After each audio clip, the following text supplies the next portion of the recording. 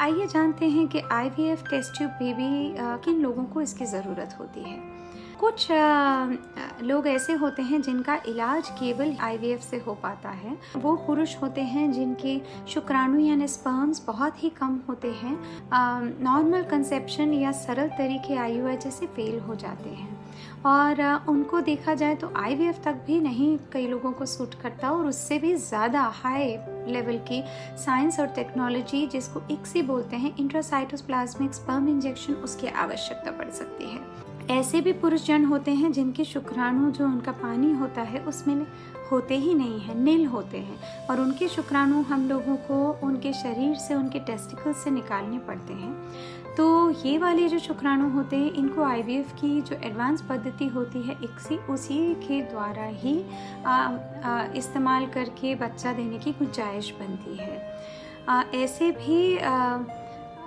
स्त्रियां होती हैं जिनकी दोनों नलें या तो ख़राब होती हैं यानी डैमेज्ड होती हैं, या एक नल में कोई बीमारी थी उसकी वजह से एक ही नहीं बल्कि दोनों नलें निकाल दी, या नलों में बार बार प्रेगनेंसी यानी कि गर्भ ठहर जाता है जिसे एक्टोपिक प्रेगनेंसी कहते हैं। और ऐसी स्त्रियों में जो एक्टोपिक प्रेगनेंसी है वो नलों को डैमेज कर देती है और फिर से एक्टोपिक होने के चांसेस रहते हैं। ऐसी स्त्रियां होती हैं जिनको एक बीमारी होती है एंडोमेट्रियोसिस जो ग्रेड 4 होती है। ऐसी भी परिस्थितियां होती हैं कि जहां पर कोई भी तकलीफ़ नहीं है पर सारे सरल तरीके अपनाने पर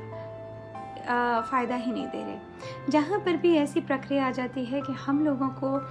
हम एक ऐसी स्त्री के साथ वो ऐसी स्त्री हैं जो मरीज़ हैं जिनके अंडे बहुत कम हैं, बहुत ख़राब क्वालिटी के हैं, या फिर वो ख़त्म ही हो चुके हैं, चाहे वो समय से पहले मेनोपॉज उनका हो गया हो या फिर मेनोपॉज हो चुका है और अब वो बच्चे की इच्छुक हैं। तो ऐसी परिस्थिति में उन लोगों को किसी और स्त्री से दान किए हुए अंडे यानी डोनर एग्स को इस्तेमाल करना पड़ता है और उस परिस्थिति में भी हम लोगों को आईवीएफ की ही टेक्नोलॉजी का भरोसा करना पड़ता है। अगर कोई चाहे तो वो अपने आप सीधे आके भी कह सकता है कि हम बच्चा आईवीएफ से ही करना चाहते हैं, और ये तो लोगों की अपनी चॉइस होती है, थोड़ी अटपटी सी चॉइस तो है। ऐसा भी होता है कि स्त्री या पुरुष अपना बच्चा नहीं करना चाहते और ख़ासकर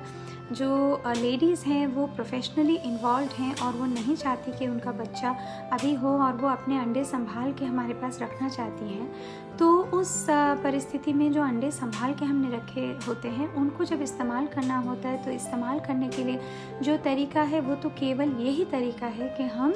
उन अंडों को इस्तेमाल जब आगे करेंगे तो आईवीएफ के लिए करेंगे। ऐसे भी मरीज़ हैं जिनके शुक्राणु या जो स्पर्म्स हैं यानी और जो अंडे हैं वो कैंसर के मरीज़ थे और इतने कम मात्रा में हमें मिले और हमने उसको फ्रीज़ करा। तो आगे जब उसको इस्तेमाल करने की आवश्यकता आएगी तो सबसे सरल और सबसे सटीक और सबसे ज़्यादा सक्सेस वाला जो प्रोसीजर होगा वो आईवीएफ ही होगा। तो इतने सारे इंडिकेशंस हैं जो कि आईवीएफ के लिए हैं।